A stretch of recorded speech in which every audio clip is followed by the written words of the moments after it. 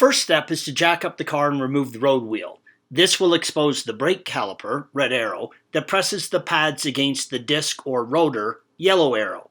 If you need assistance in jacking up and supporting your car, please follow the link at the end of this video for additional assistance. This is also a good time to loosen the rotor retaining screw that helps hold it in place on the hub. Have someone press the brake pedal because sometimes these can get corroded and really stuck. Begin by unplugging the wear sensor attached to the pad. It simply pulls out from where it attaches to the caliper, yellow arrow. Use a large screwdriver between the pad and disc, as indicated by the yellow arrow, to compress the piston back into the caliper. This will make removing the caliper from the disc easier, especially if the discs are worn.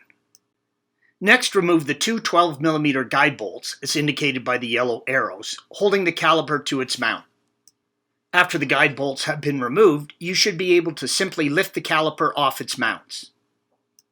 Suspend the caliper using some zip ties or rope, yellow arrow, until you are ready to work with it again. Never let the caliper hang from its rubber hose or brake line, as this can damage the brake line.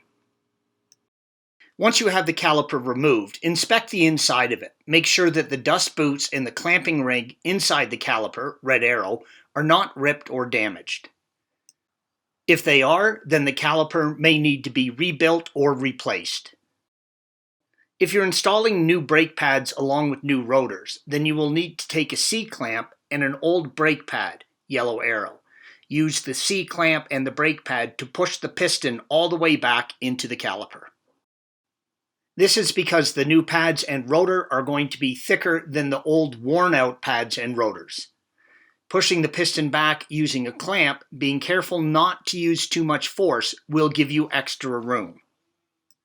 Be aware that as you push the pistons back into the calipers, you will cause the level of the brake reservoir to rise. Make sure you don't have too much fluid in the reservoir, and be prepared to remove some.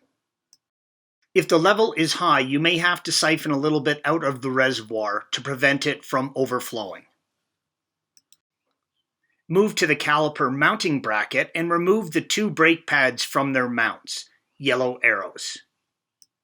Turn the wheel to give you more room to work. The two caliper mounting bracket bolts are on the inside, and if you can give yourself a little more room when doing each side, it will help.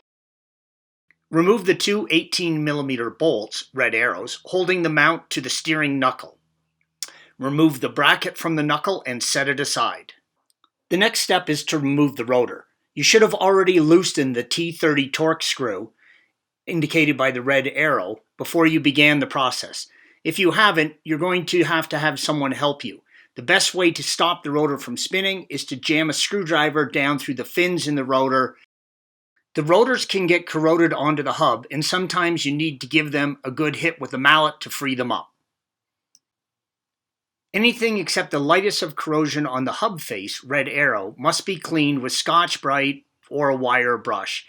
You want to have a flat mating surface. Installation is the reverse of removal. Thanks for watching. Click here to view the original article along with hundreds of other DIY content for your car.